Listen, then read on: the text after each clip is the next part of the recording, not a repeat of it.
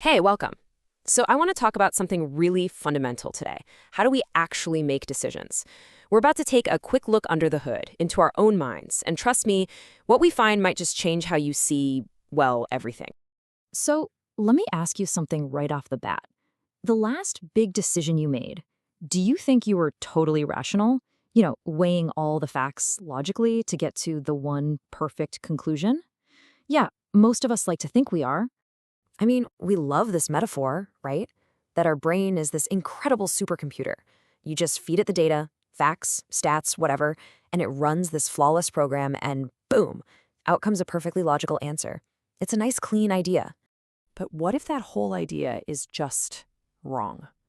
You see, what modern psychology and neuroscience are telling us is that our decision-making process is way less like a clean, logical calculator and a whole lot more messy, complex, and honestly, way more fascinating. This idea, this belief in our own perfect logic, we can call it the rationality myth.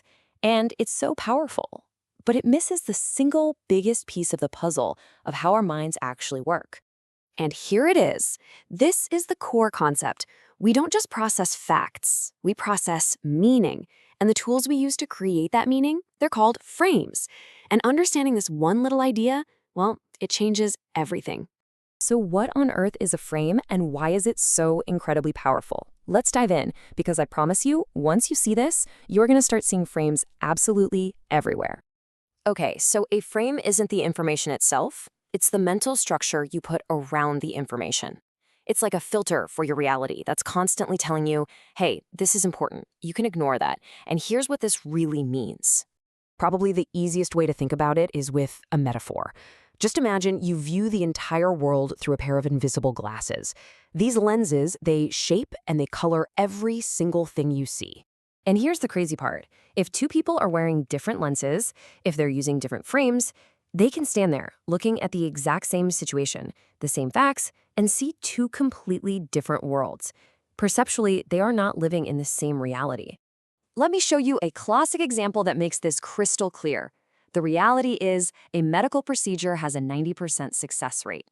Now, statement A frames it by survival. This treatment saves 90% of patients. Statement B frames it by death. With this treatment, 10% of patients die. Now, both of those statements are 100% factually correct, but which one feels better? Which one are you more likely to say yes to? Same fact, different frame, and a totally different emotional reaction, and likely a different decision. So, why do our brains even work this way? Is it some kind of flaw, some bug in our system? Not at all. It's actually a feature, not a bug, and it comes straight from our evolutionary past. This quote just says it all, doesn't it? For most of human history, a pretty good decision made right now was way better for survival than a perfect decision made 10 minutes from now. Speed and efficiency were everything.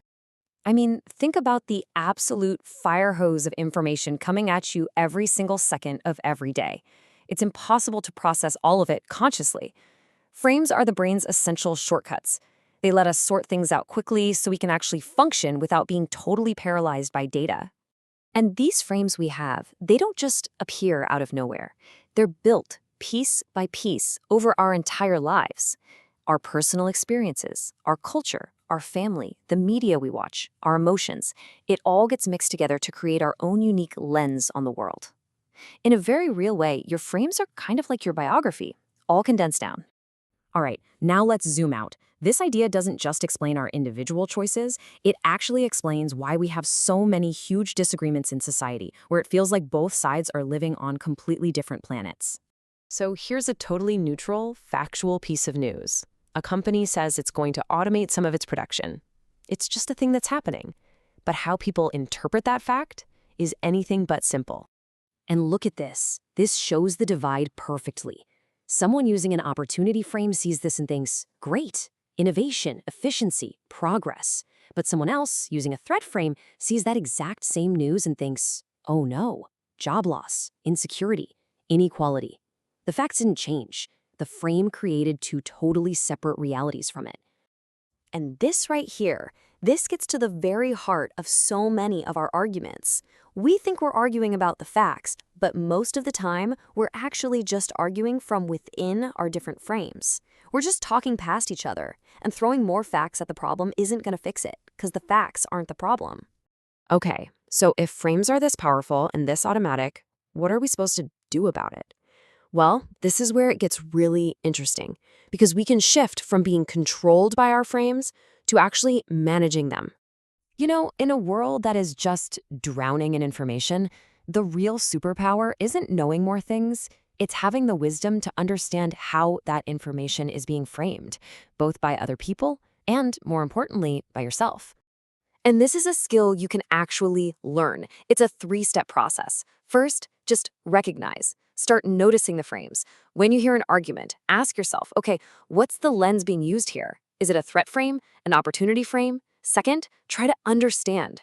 Get curious about why that frame exists. Where did it come from? And then here's the most powerful step.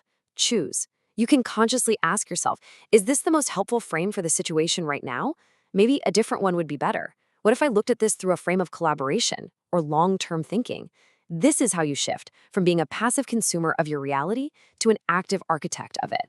So I'll leave you with this one question to take with you. The next time you find yourself in a disagreement, just pause for a second. And instead of asking, who's right about the facts, try asking, are we just looking at this through different frames? That one little shift in perspective, it might just change everything. Thanks for tuning in.